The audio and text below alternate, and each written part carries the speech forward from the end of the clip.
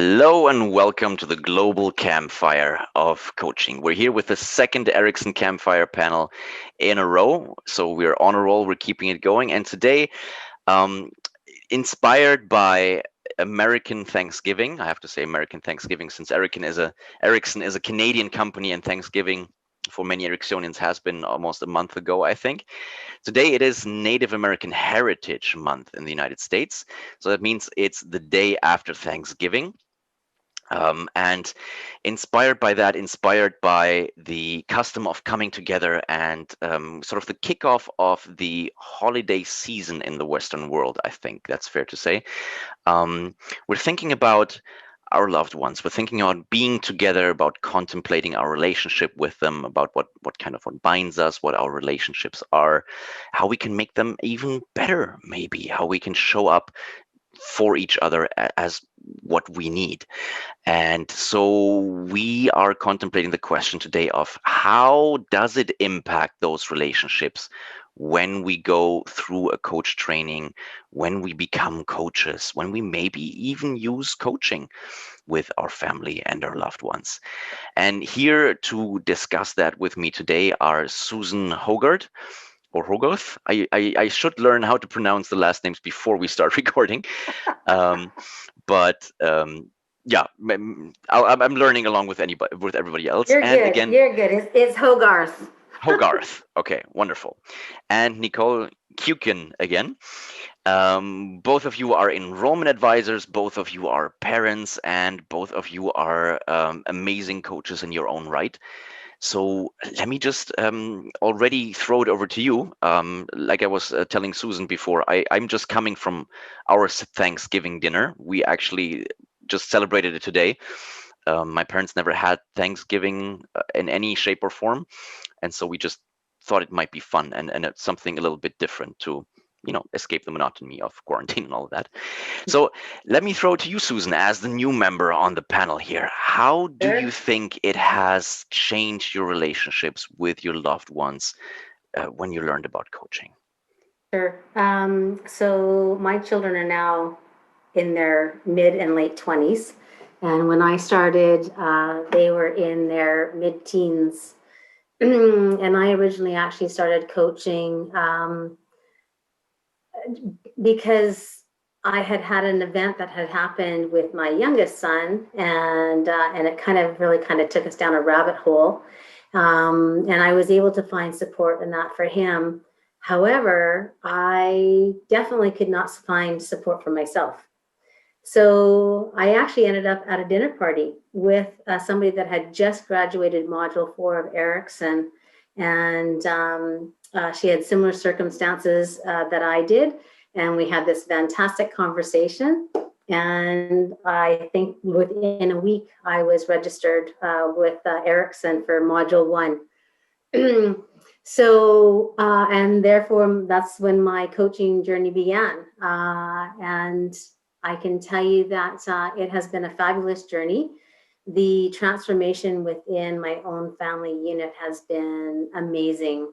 Um, Gosh, so I mean, some of the things that we talk about is like how all of us, my husband, my children, their girlfriends, have all embraced that I guess coaching culture. That's what I would probably call it within the family dynamics, and making sure that we try to use open-ended questions, being mindful of when we have said something, what the impact of what we have said, opposed to could we reframe that in a way that might be taken a little bit better the next time. So be having that mindfulness and that around it. um, you know what, I think, Nicole, why don't we just kind of just talk and riff off one another? I think that's probably, what was your Sure. experience when you came in? Sure. I started my coach training before I had children and before I was married, actually. So I completed my coach training almost 16 years ago. And when I went into coach training, and I trained with Erickson as well, obviously. When I started, I actually wanted to be a sales performance coach. That was the vision that I had. And I finished the program, got engaged, got married, and had my first child basically within a year of graduating, all of those things together. And it really changed the dynamic of where I wanted to go as a coach. I was suddenly surrounded with other new moms. And so instead of going into sales coaching, I ended up doing a lot of my own personal coaching with moms. And when I reflect, I just thought this was a fabulous question, Fabian, and I really appreciated the opportunity to reflect on it. I've been thinking about my 3 children. So my oldest is now 13. And so we're entering those teen years and his independent stage.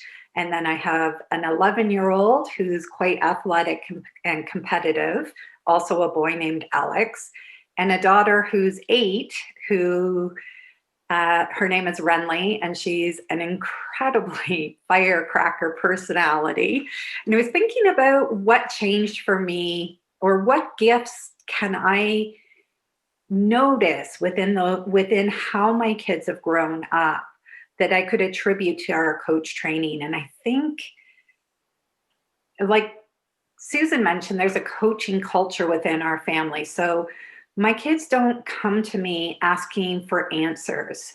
They come to me asking for what questions should they be asking so that they can solve their own problems. And because when you become a coach, it's so much more than just a career or even a passion. It becomes a part of your identity and who you are.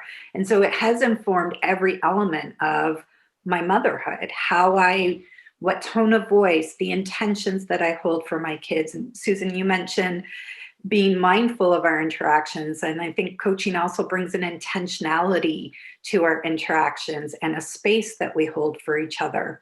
So I'm going to keep going. A little story that happened just 3 days ago. I was going for a walk with my oldest son, and he had set some goals around his academic process, his academic progress this year. He's applying to high school, so he's got some goals he wanted to meet. And he got a test result come in, and it was 2% off of his goal. So he's telling me about this. He's like, Mom, I'm really disappointed. I got an 83 instead of an 85. And I just said, tell me more about that. And he's like, well, I guess I should be asking myself, what can I do differently now to help myself do better in the future? I'm like, that's a great question. And I remember just feeling both very proud of him, but also very proud that he can ask himself those questions, right? Because by asking himself the question, he's cultivating his own resources, his own commitment, his own motivation to do better. And so it was just one of the stories that happened quite recently that I thought, yep, that's because you have a coach as a mom. Yeah. I think it's so true, right? I mean, when you talk about that, and I think about back when Daniel and Sonia first started dating one another, and they were teenagers at that point in time. And when he would talk to her, the way he would talk to her was really important, because again, he was asking coaching questions. So not instead of just telling somebody, he was talking to her within that coaching culture mindset. So I knew at that point in time that I had finally reached a point in my life where I had actually felt success. It's so funny because I'm very successful in my own coaching practice in that. But having my children talk to their spouses or respective others, in that same fashion, I don't know, it just is something completely different. The other thing too, my oldest son a few years ago was having some problems within his relationship, and he came and asked if I would coach them. And again, it's embracing that whole mindset of we have our own solutions, and being able to move forward and support them in that way is very unique and very special. I'd really love to have one of our learners chime in. I had a class. I mean, I had several classes this week, but there was one class discussion that I really liked, and one sharing. So one of these I'm saving for next time that we're talking. I already have a topic that's kind of spinning off of this one that we can continue our conversation on. But this is a mom sharing something similar to what you ladies are sharing, and um, I'm gonna hit play in a second. If you can't hear anything, tell me, okay? But here goes. Yep. I can still share. Please. So I tried to do the try positioning exercise with my 3-year-old, and it was just wonderful. I thought it was so cute and great that just seeing how these things work even on small kids. I mean, of course, I didn't take her through the whole coaching era, but I did it where she came up with, I can't remember what it was because we talked about so much, but she came up with some scenario of like if we're in a playground and she sees something happening, and then I would say, okay, how would you feel about it, to try to get the emotional part, and she would say, I would feel like this. And then I went to the real list. Okay, what are some of the things you could do? And then her face and body just changed immediately. Her chest got all, she got all bigger, and the excitement of, oh my gosh, I have it in me to know what to do. I could just see that rotate in her head. And then she was like, okay, she get this just empowering look in her face. And then she started saying, I could do this, I can do this, I could do that. Then I moved to the critic and I said, well, what if when you do that and the boy would respond this way, then what would you do? And she's like, okay. Then the excitement of there's a problem and I have the competency to solve it. And here is my mom who believes in me, that I have it in me. She's not telling me what to do. She's asking me. She's asking my opinion. I mean, there was just so much wrapped in this little interaction of just what that gave her, in terms of believing in herself, knowing I have solutions. It was amazing. That is why I have one of the best jobs in the world, just to get to hear these stories in class week after week. So I immediately had to ask her for permission to play that to you guys, because I really wanted to get your take on it, and just also applaud her, because this is a lady who has been coaching for what now, maybe 3 months at the most. This is in mid module 2, and she does something like that. I think that's amazing. In the meantime, Guy, hey, welcome. You got to hear most of that story. So I'm gonna want to hear your take on it as well. Before that though, I wanna I wanna get the moms to chime in on what do you think about that? Well, I think it's awesome. I mean, I know, again, right? It's creating that coaching culture within the family dynamics, right? Where everybody gets to come to the table as being resourceful within their own expertise, and and then just being able to play off of that is huge, absolutely huge. So, and being able to do it at such a young age. I mean, Nicole. I mean, exactly. I think to myself now, man, if I had done this 20 years ago instead of 10 years ago, what a difference it would have been in the upbringing of my children. Absolutely. Yeah, I think with Erickson, we teach and we embody these 5 principles. And one of them is the okayness principle, and that we're not ever broken, and that we do have the resources within us. And when you have a child and that's the lens that it's not just the lens that you look at them through, but the space that you hold them in. One of the things that I love about being a coaching parent or a coaching conscious parent is that I hold coach position in my relationships, not just in my sessions. And I'm not perfect. I'm not always in coach position. Believe me, I lose it often. That's human.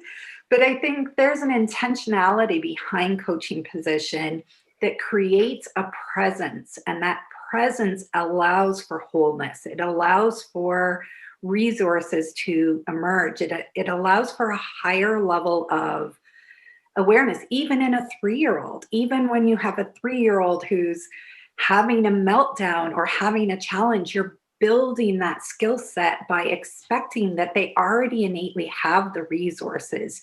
They might need a few questions to build on, or some support in working through the stages, but they're not broken.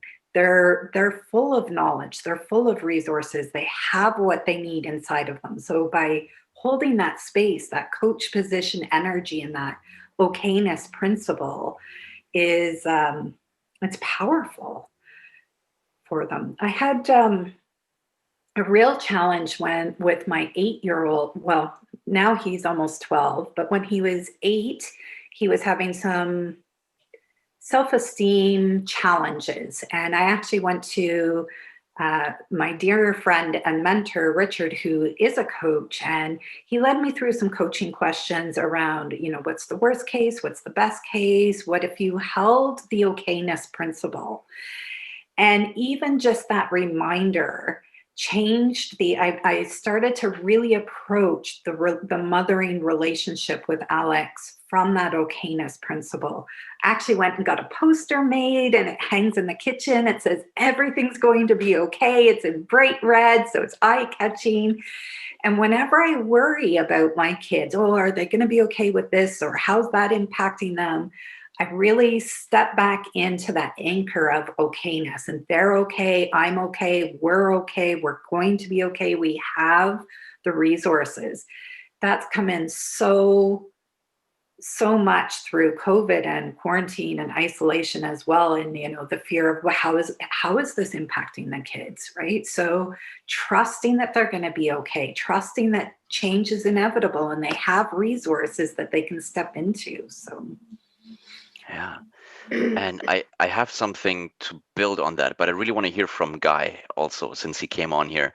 Guy, tell us a little bit about who you are. And we're basically talking about how does becoming a coach, how does being aware of coaching, of the Erickson 5 principles and all of that, how does that transform your relationship with your loved ones, with your family?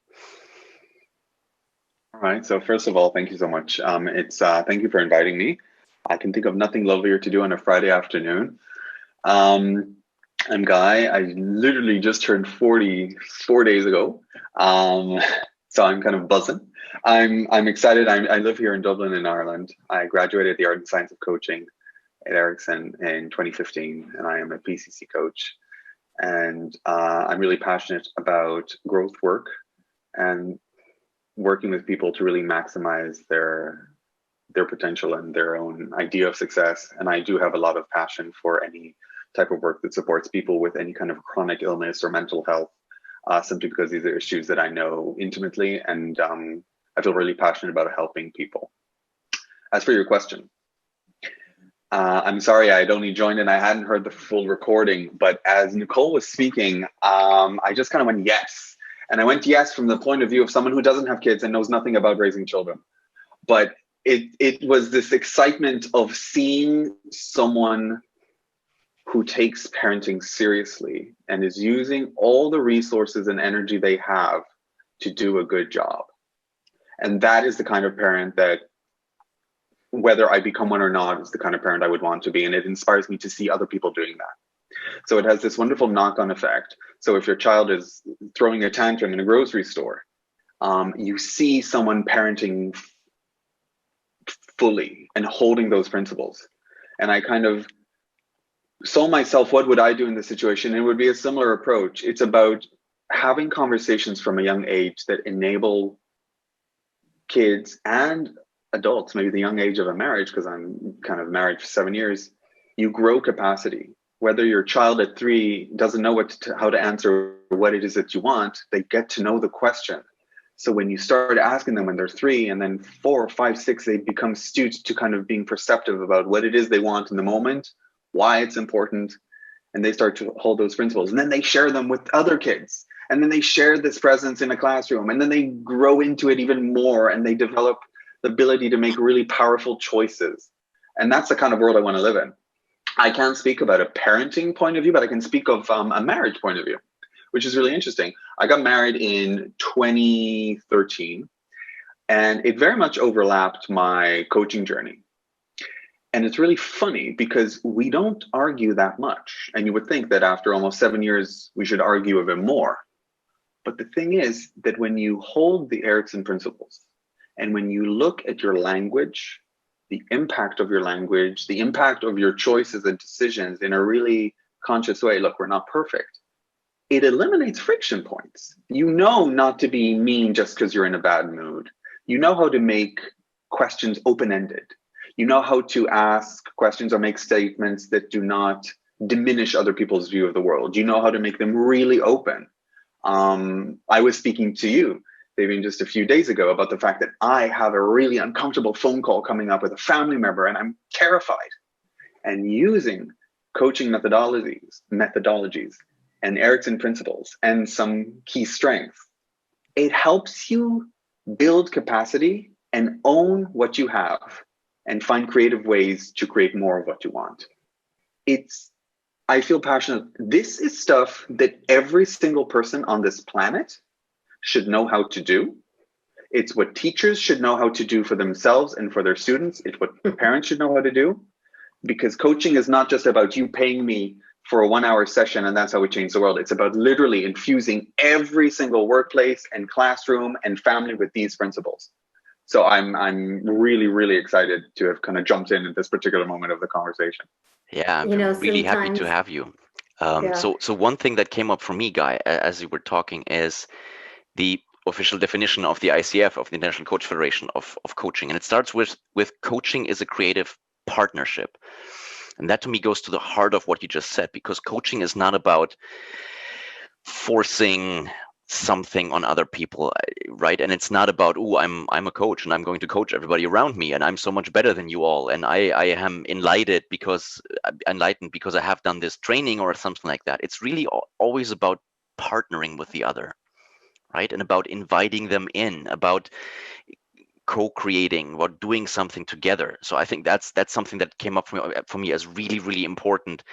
And even when we talk about coaching or showing up in a coaching mindset for our children, it's never coming from a place of, I'm going to teach you how to live, or I'm going to coach you to success, or anything like that. It's always around giving space, holding space, giving attention in a way that is unparalleled.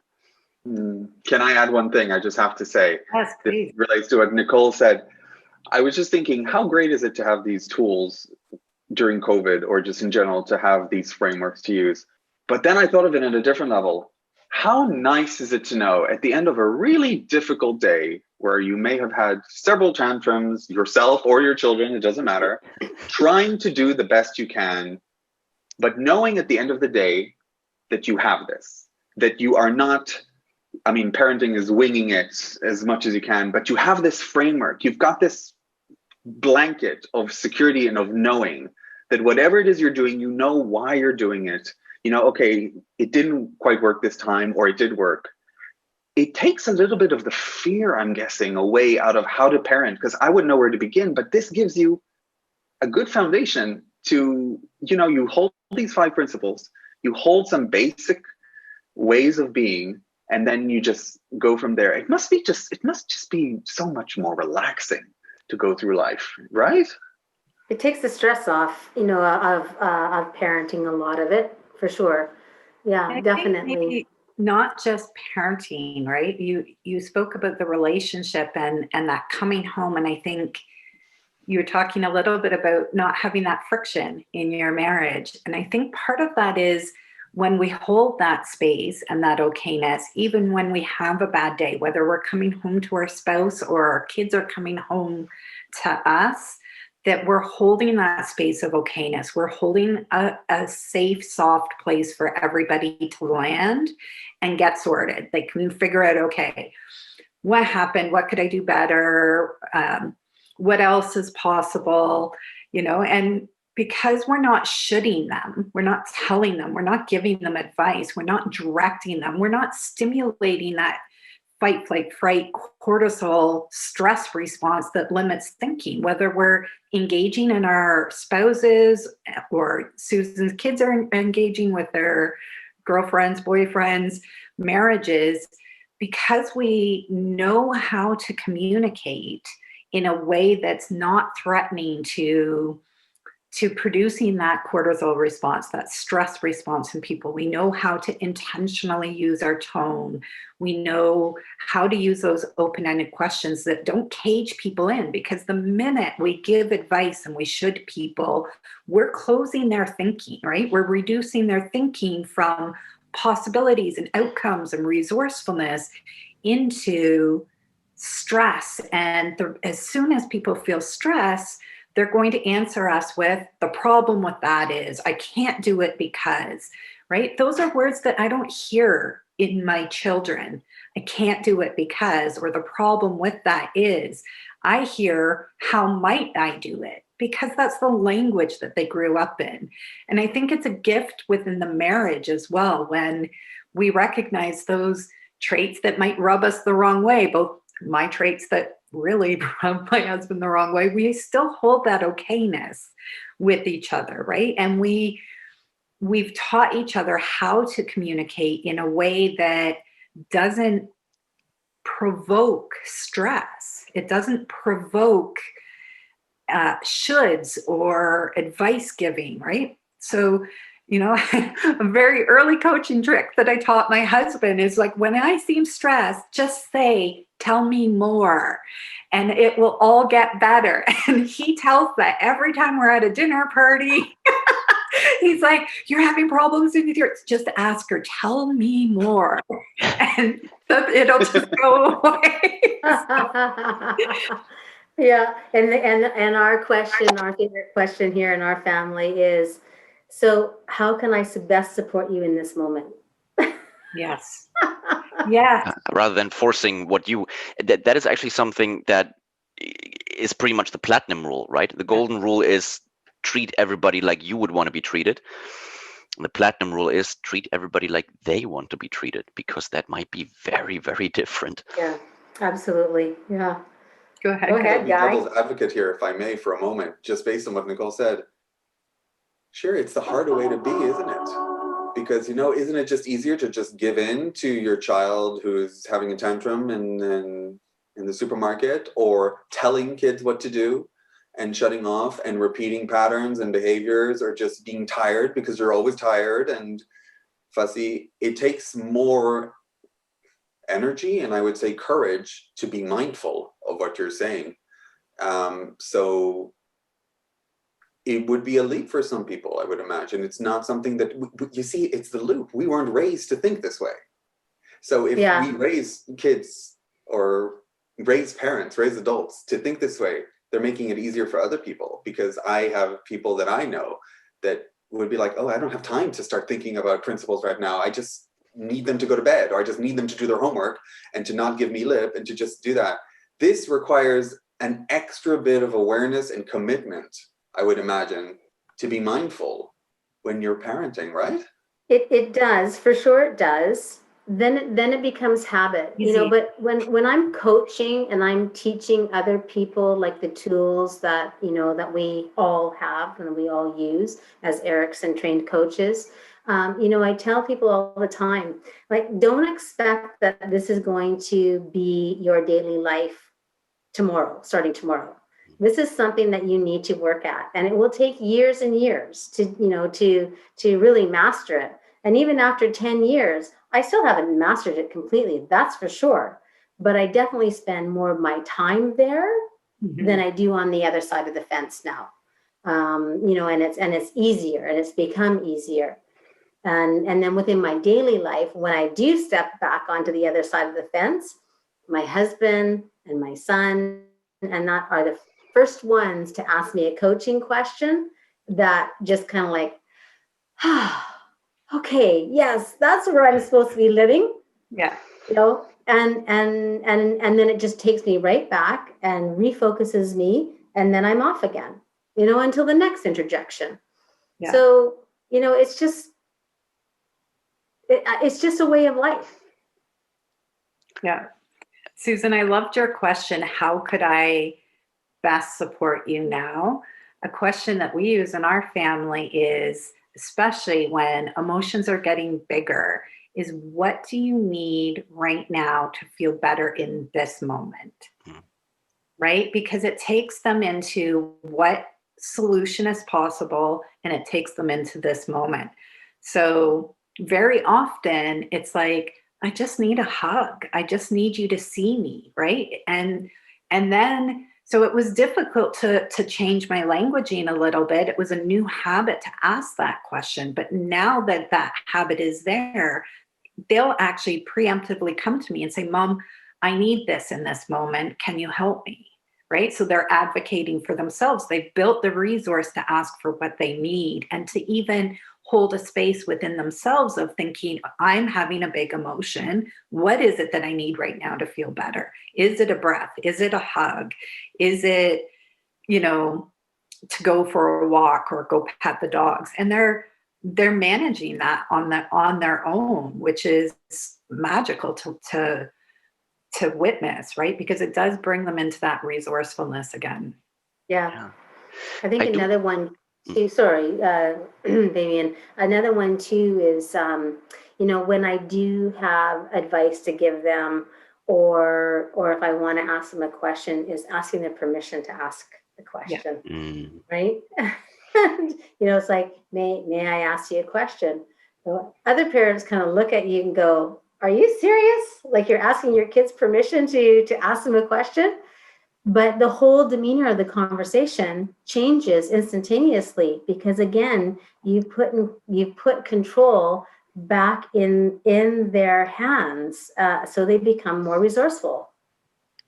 Yeah, and what I'm hearing from you saying that, Susan, is who is the spotlight on in that moment? Because if you check whether they are ready and willing to receive feedback, then the spotlight is on them. If you don't care and you just want to push it on them because you want to get it off your chest so that you can tick a box or just feel better about it, then the spotlight is on you. And sometimes we need to have the spotlight on us, but it's good to have that come in a way that's intentional, like you guys just described. When you're, I need this right now.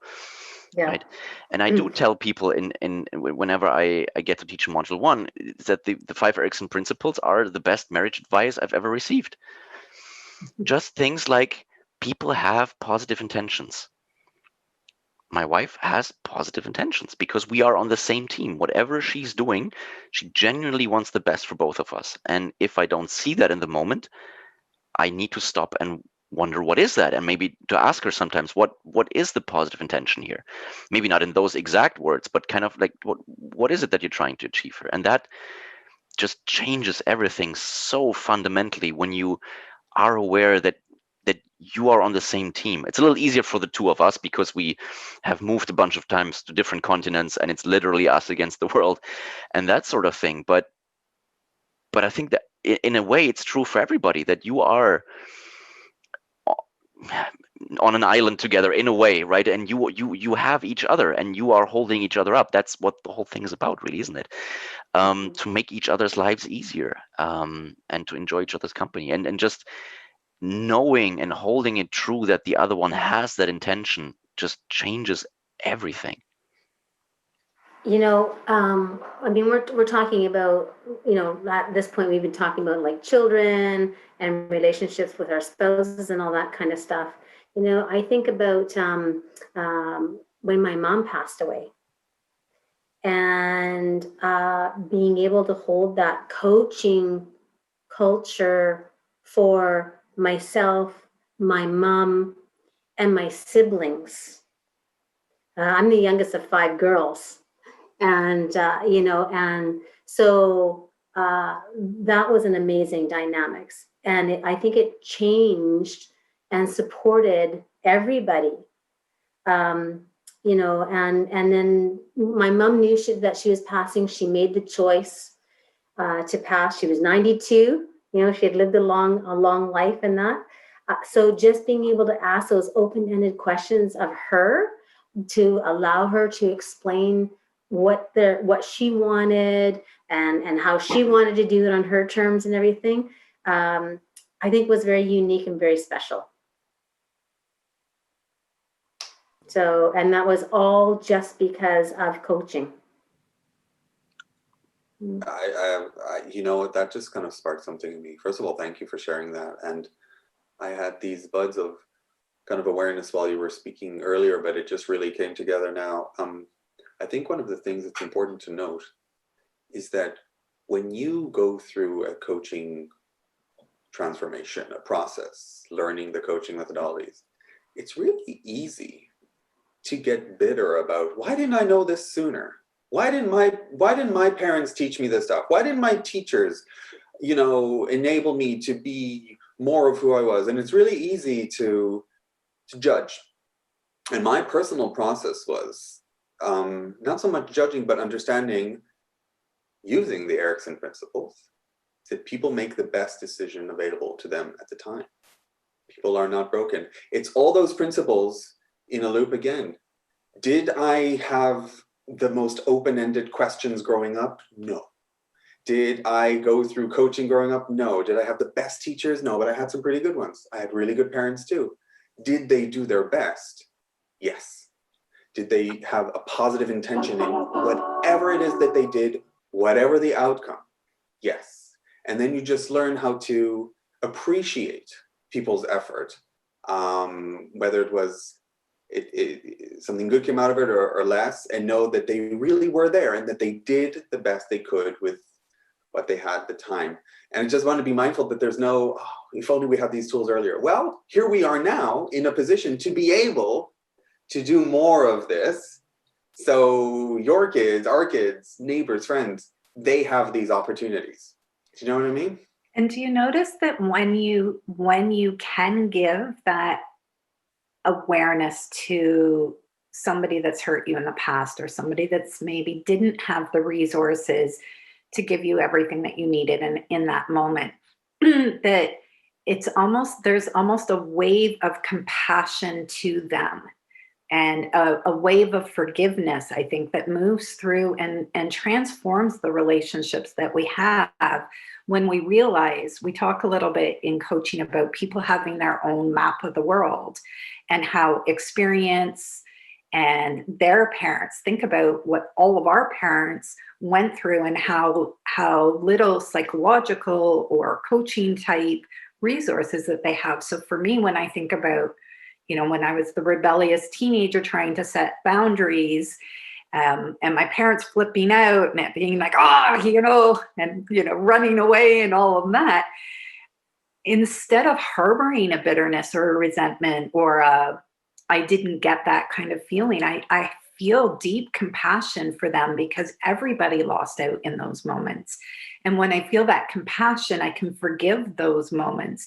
And even beyond that, I can extend some of those moments, most of those moments now, after a lot of work, most of those moments I can actually extend appreciation and gratitude towards, because those things drove me to find my solutions, to find what it was that I needed so I could be more resourceful in my relationships. And I love the idea of that, both being able to look at our past and the people that have hurt us in our past with that degree of acceptance and gratitude for the intentions that they did have, and recognizing there is no magic script, right? Even though I am a trained coach, and I'm a very conscious parent, and I'm a very intentional parent, the mistakes that I do make now moving forward, they create contrast for my children to define who they're going to be as well. So then I'm able to not only give my parents and their parents, my grandparents,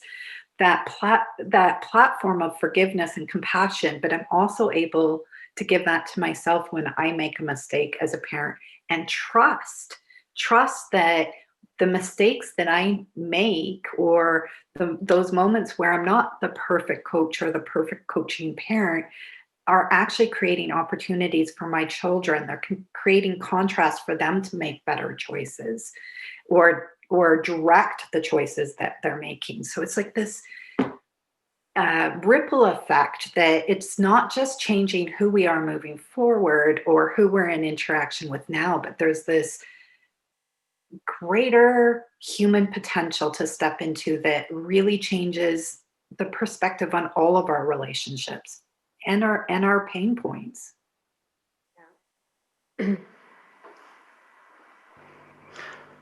Yeah. As you're speaking, something came up for me where I was talking to my wife recently. I went through a Gallup course recently, right? And I had all these nice new methodologies that I'm learning on top of everything else. And one of them was to a deck of cards, a deck of pictures. And I talked to her about how she wanted to use what we were talking about as a parent. And so had her choose the picture that spoke to her the most. Like, who do you want to show up as a mother? And she picked this picture where you saw a bunch of kids standing on a cliff, and you see at sunset, and you see one of them, you only see it's all the silhouettes, and you see one of them jumping and kind of in this position where you see he's having fun, right? And then you see the water below. And she said, this is who I want to be for our boy. I want to be both that cliff, kind of this rock for him that he can push himself off of and jump into the unknown, and the water that catches him. It might hurt a little bit, but it catches him in the end. It's not, I can't do everything for him. I can't protect him from everything, but that's what I want to do. And I'm hearing that in what you're saying, Nicole, and it's reflecting in me when we talk about legacy, and we talk about what stays behind, what do we leave behind, and it is usually the impact that we leave on others, be that our loved ones, our children in particular, right? And how through them we make a difference and we make an impact, and all the people that they impact then in turn. And I feel so grateful for having discovered what it is that we share, because when we talk about legacy and we talk about how do we impact other people, we are doing our best to set them up for success and to be the best they can be, whether we are around or not. Mm-hmm. Yeah. Yeah, absolutely. I think that's the biggest gift that I think that I could say that I've given my children is the gift of coaching. When I'm doing enrollment calls and I'm talking to people and they ask, well, how many of your Erickson graduates are successful? And I ask them, well, what's your definition of success? Because it means so many different things to so many different people. And I just talked to them a little bit about, I'm very successful at what I do with moving the human spirit as my own coaching practice, and we have 15 coaches that work for us, and, yada, yada, yada. I said, but take that all away and just the effects that it has had on my family dynamics, that alone was worth the investment for me. So all of the other stuff with moving the human spirit and the trauma-informed coaching and everything has all been gravy, so to speak.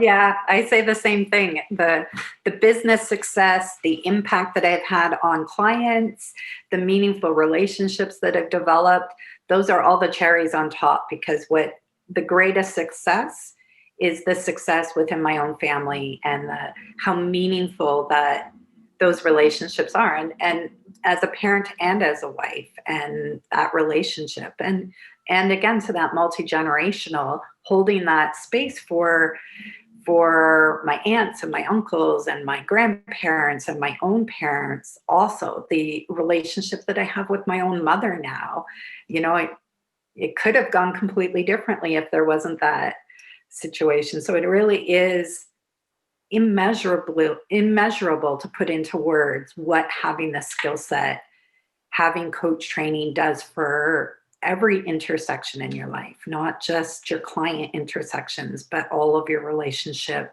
moments. Yeah, I would take it one step further by going through coach training to be able to train other people. To be able to coach other people, and maybe to become a trainer.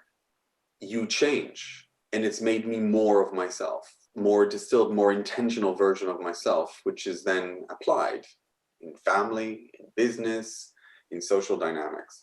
So what is your definition of success? Well, if that was the call idea, well, if you're looking at professional success, I've been able to do these things because of my skill set, because of I've developed.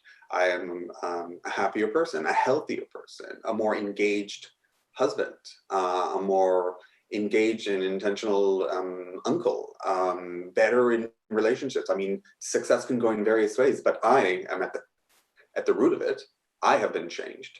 And so everything takes on a whole new definition because of that. Yeah. What do they say? If you want to see a change in somebody else, that change starts with you.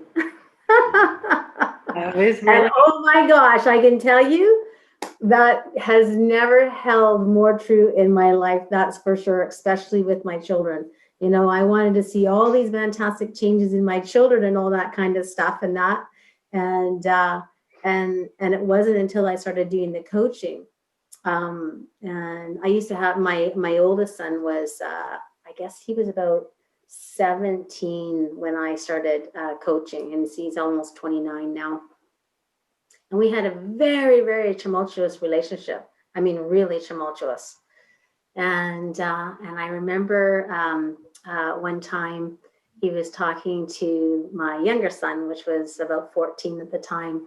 And my younger son was saying to him, no, like she's really changed.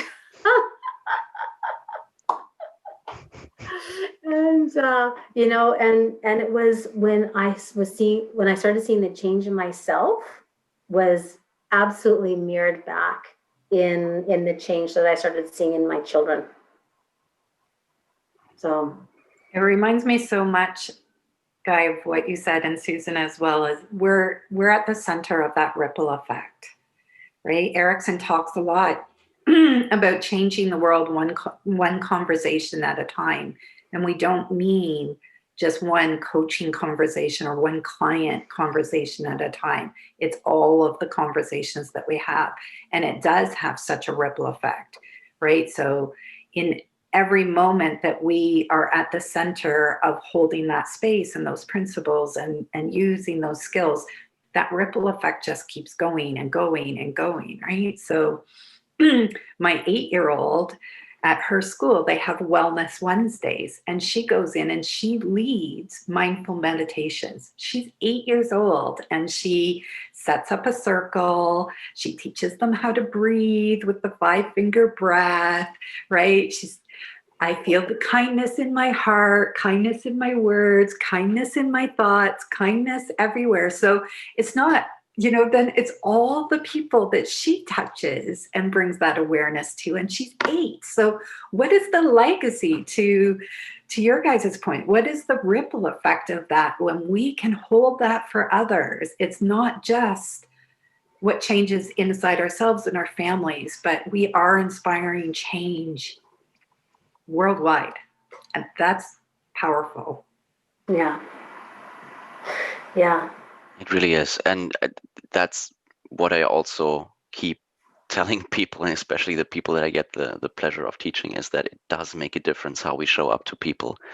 Even if sometimes it feels, a lot of people felt like 2020 was the worst year ever, and that it took so much from them, and that just everything happens and it takes control away from them, and that sort of thing. People work in large organizations where they feel like they have no hope of ever changing what's going on. And I always keep harping on the fact that how you show up for people makes a difference, because how you show up inspires, like on a neurophysiological level, it impacts how people see the world, how they show up for other people.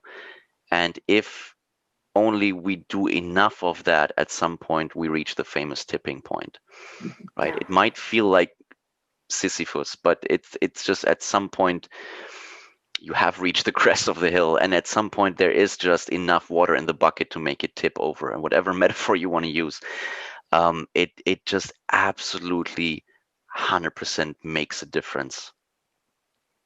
I just have to jump in there and say, this way of thinking, this really trendy cliche that's rolling around social media with memes of 2020 being the worst year ever, not to diminish how awful, traumatic, devastating this year has been for people, which I could never know from my place of privilege, of safety and, health.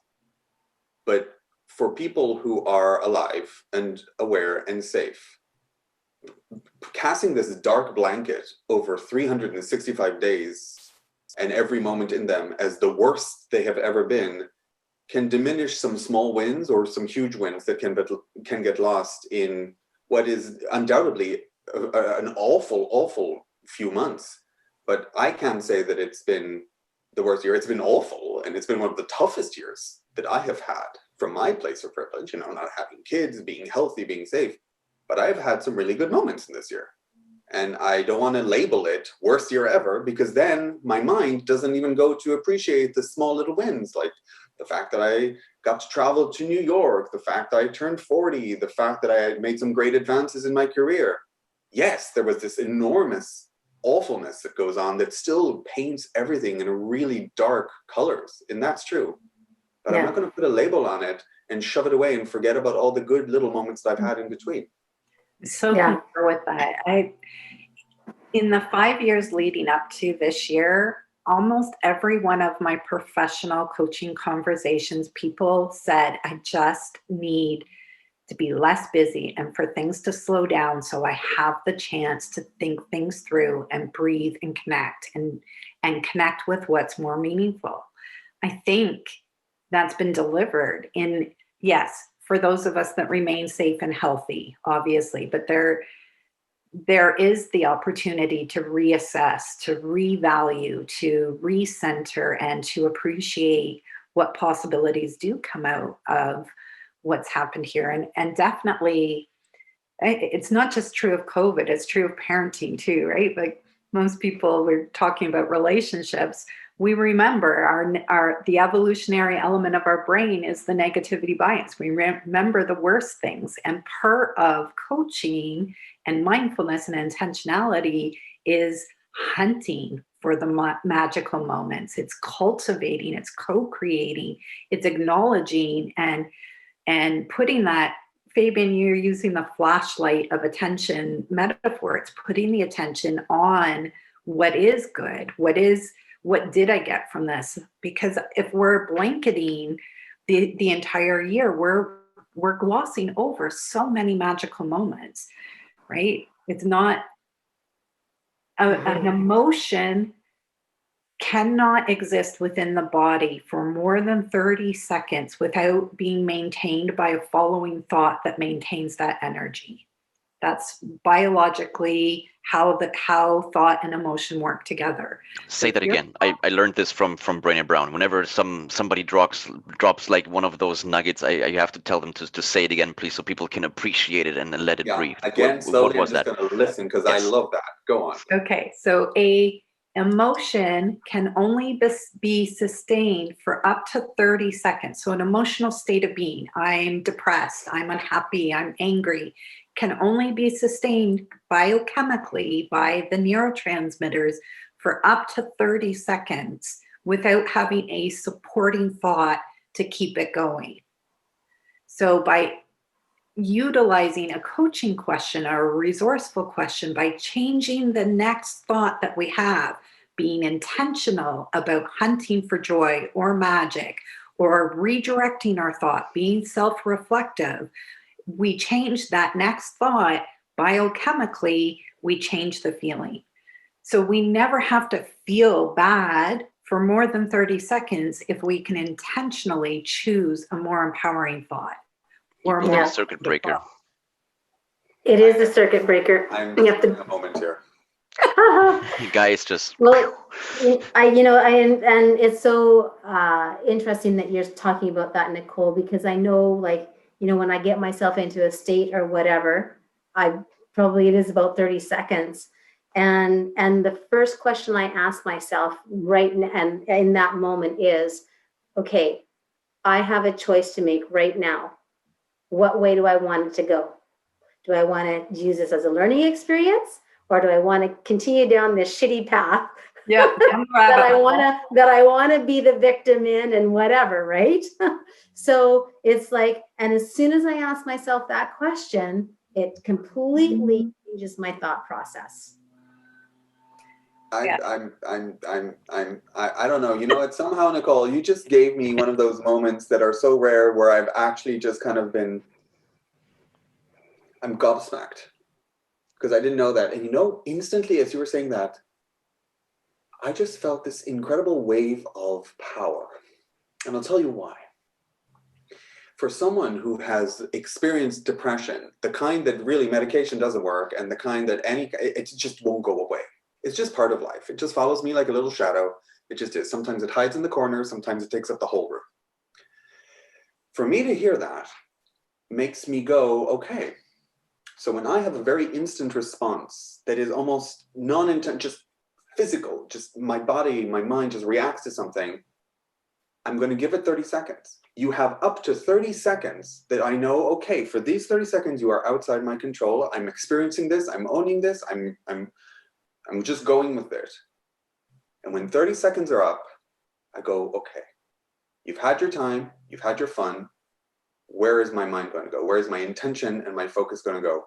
And immediately, I'm just wowed by how just the instant relief that I feel now in this kind of moment, where I just kind of giving permission, okay, take your 30 seconds, now what? And I just love that. Thank you, because I'm never going to forget what you just said there. Thank you. So I'm loving where this has ended up. It does feel like we're in another episode all of a sudden, and we have kind of moved on and already. So I think we might kind of take that as our cue to hop off. I love where we're going and how we're vibing off each other. I kind of am starting to have a trouble with, like, how am I going to label this episode and describe what it's about and everything, because now there's going to be so much in there. So to be very selfish, to make it easier on myself, I'm just gonna kind of put a line in the sand here. I just wanted to point out that none of us, like, this podcast isn't sponsored by Erickson or anything like that. None of us are paid to be here. We're just gushing about all this stuff because it has made such a transformative change in our lives. That being said, we do have two of the enrollment advisors on, and we are talking about how is it. So everything that we've talked about is coaching in general. We've all gone through the art and science of coaching. That has really been this self-development journey for us that has had all these amazing benefits that you've heard about.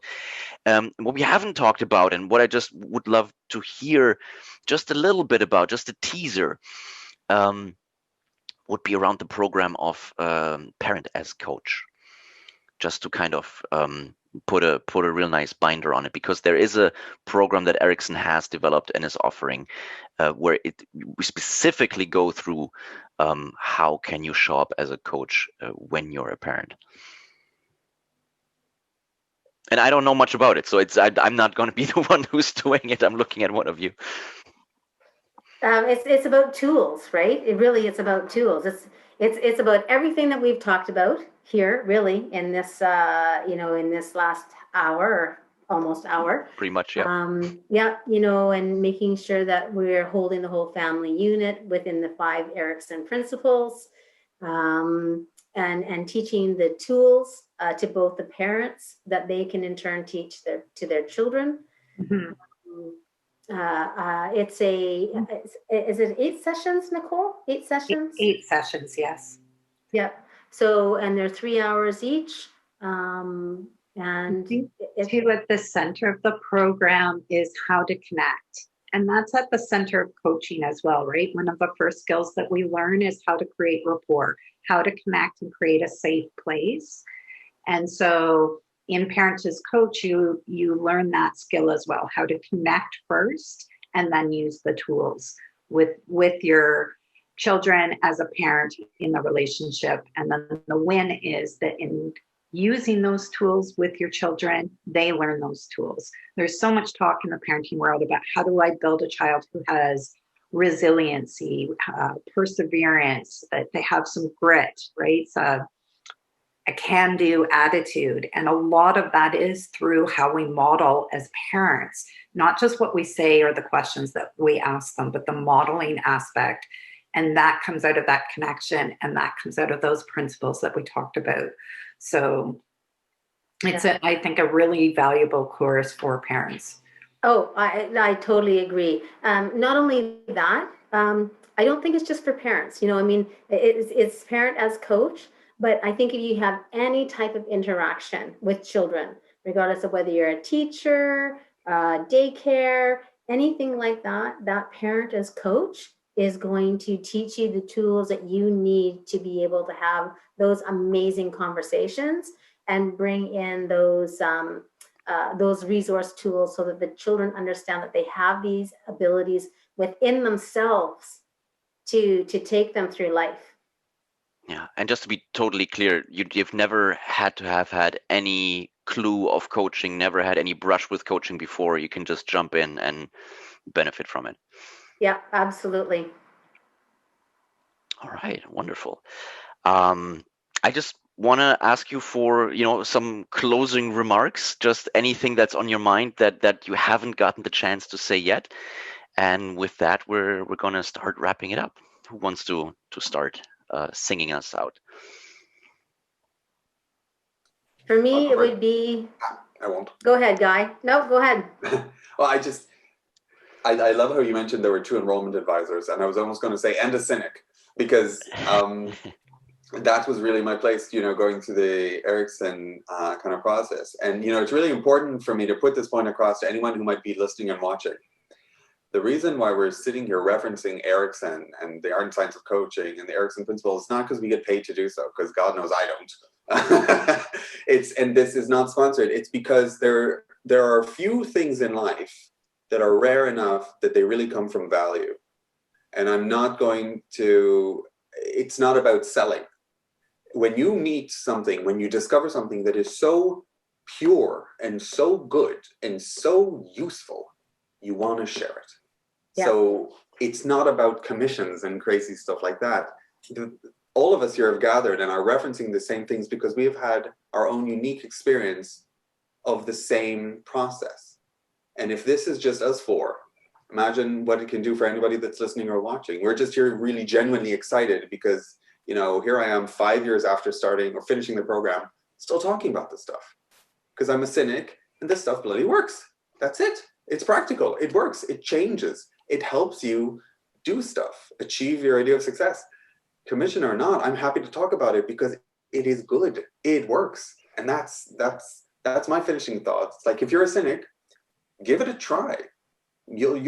Talk to Nicole and I if you're a cynic. Or talk to Nicole and I. It's there. There is enough quality here to at least kind of consider, what is this coaching thing? Maybe it'll work for me. Maybe it won't. Maybe it will. You'd be surprised. If it worked for me, it could work for a lot of people. Trust me.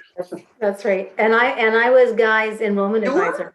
You were. And I had every question in the world. And I was like sitting there with pressing that refund button if I was going to get one. It was like, this is crap. I'm going to call you on it.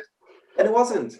Because when you just let it in and just try, you'd be surprised what you can do and what these ideas can do when you play around with them. Yeah. For me, it's an invitation.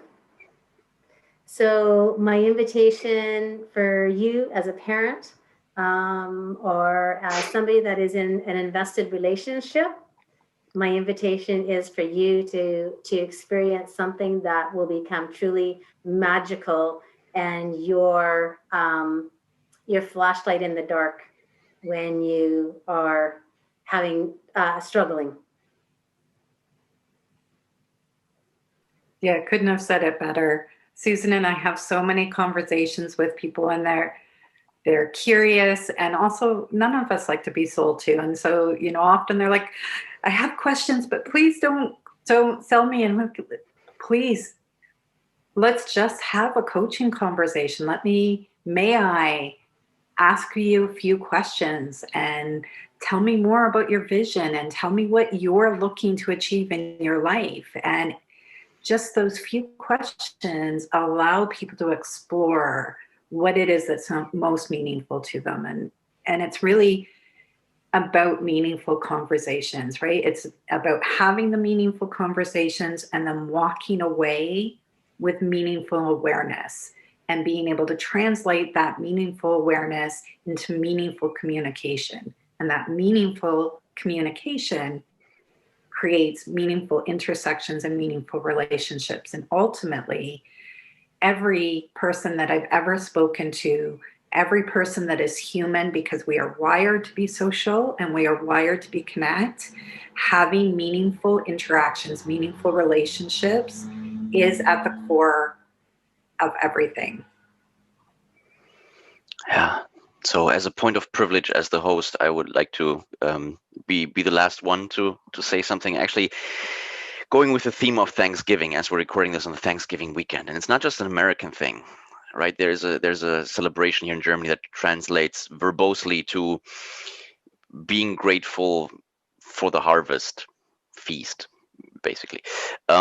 So I think that's probably universal, to have some sort of tradition of being grateful for something and being mindful of the things that we have been given. And so I'm really grateful to all of you for having spent this hour plus with me and for having shared very personal, very moving, very, very insightful stories.